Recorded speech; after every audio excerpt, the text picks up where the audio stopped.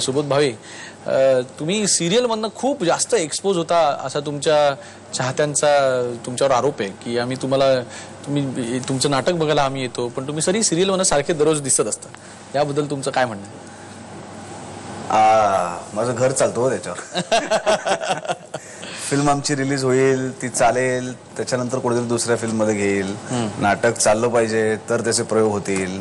ते जर 50 प्रयोगात बंद पडलं तर खायचं काय? ऍक्टर म्हणून मला लोकांसमोर माझं काम आलं पाहिजे, तर ते आणण्याचं हक्काचं माध्यम म्हणजे सिरियल आहे, म्हणून दिसतो. पण पर्सनल लेवलला सुद्धा तुला लोक खूप सुबोध भावेनं खूप शिष्ट आहे जरा, म्हणजे नाक त्याचा असंच असतं असं म्हणतात.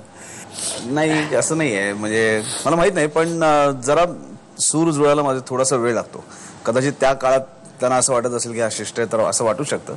पण एकदा जमल्यानंतर मग असं काही नाहीये की हा शिष्ट वाटेल असं काहीच नाही माहित. म्हणजे हा फयाज ताई, खरं तर तुमच्यासारख्या रंगकर्मींनी नाट्य संमेलनाचं अध्यक्षपद भूषवायला पाहिजे होतं आतापर्यंत, तर तुम्ही ते भूषवलेलं नाहीये हे आम्हाला सगळ्यांना खूप नाही. त्याचा योग होता ना, आला होता. मग काय झालं होतं?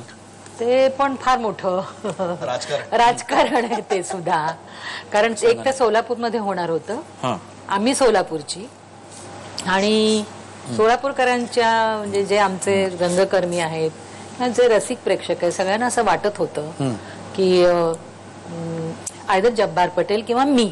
तर आम्ही सगळ्यांनी एका ह्यांनी सांगितलं होतं की डॉक्टरना आपण करूया. हे पत्र वगैरे पाठवणं, ते पाठवावे लागतात, तसे निवेदनं द्यावी लागतात मेन तुमच्या परिषदेला. पण डॉक्टरांची थोडंसं तांत्रिक बाजू अशी होती की ते आजीव सभासद नव्हते.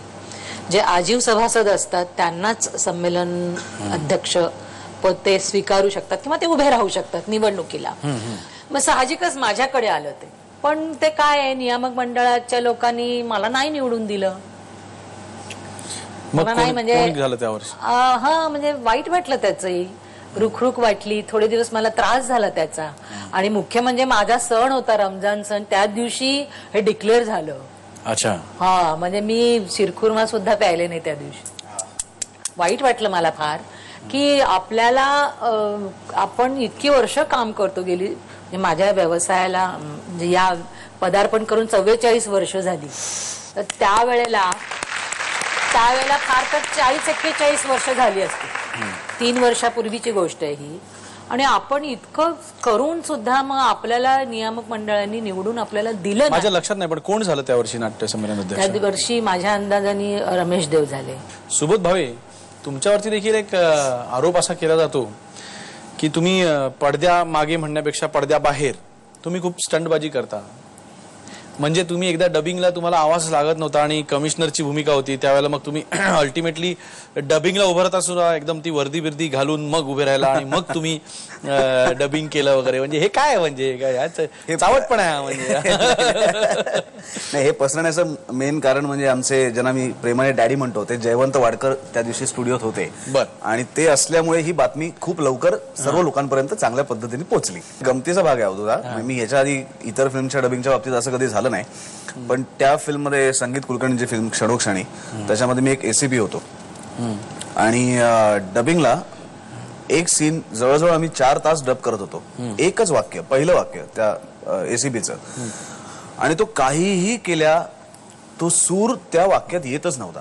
म्हणजे खोटा लागत होता आवाज, ऍटिट्यूड खोटा वाटत होता, त्याचा स्टान्स खोटा वाटत होता, काही करून ते जमत नव्हतं. अनेक प्रयत्न करून बघितले आणि थकून फायनली मी संगीतला म्हटलं की संगीत, आता एक शेवटचा उपाय म्हणून आपण काम करूया का? मी जो ड्रेस घातला होता, तो एसीबीचा ड्रेस, पोलीसचा ड्रेस, तर तो मागवतोस का?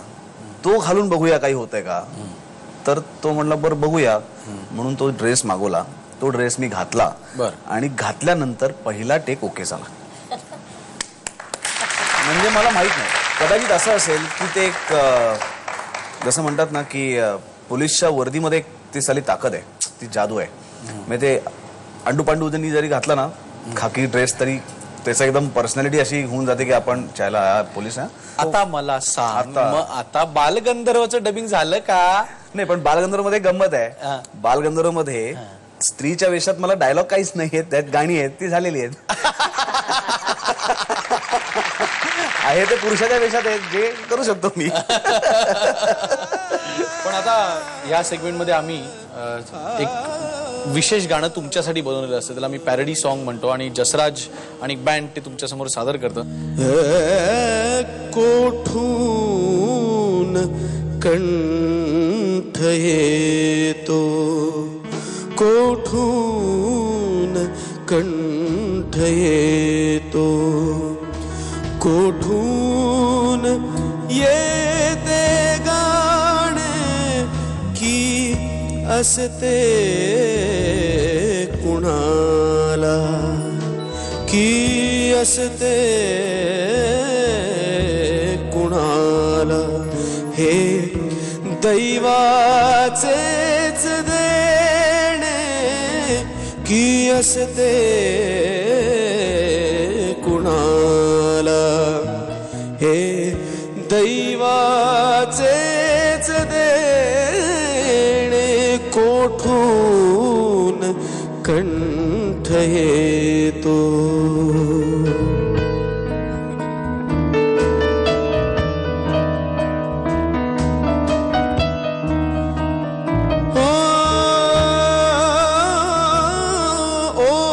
ओठात राग सारे, हृदयात दाटले जे. ओठात राग सारे, हृदयात दाटले जे. रमलो सुरास वेद्या, हळुवार भेटले जे. रमलो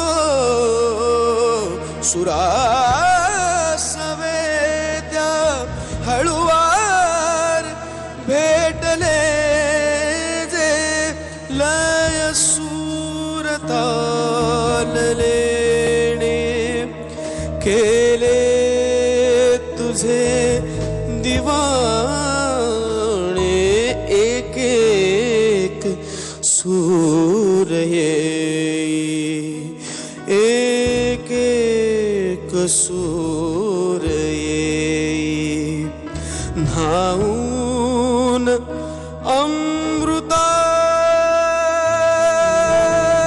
अमृताने कोठून कंठ येतो, कोठून येते गाणे की असते कुणाला.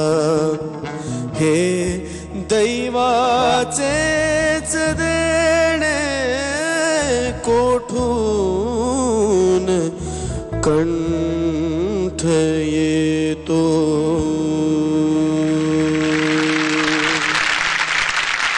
याचताई तुम्हाला आमच्या बँडनी आणि मी देखील त्यांच्यातर्फे दिलेली ही सलामी आहे. अगदी. तर कसं वाटलं आमचं गाणं? खूप छान, खूप आवडलं. अंगावर काटा आला माझ्या आणि थोडंसं गहिवरल्यासारखं झालं मला. कोठून सूर येतो, कोठून येई गाणे. खरंच तुमचं गाणं ऐकून मला देखील असंच वाटतं.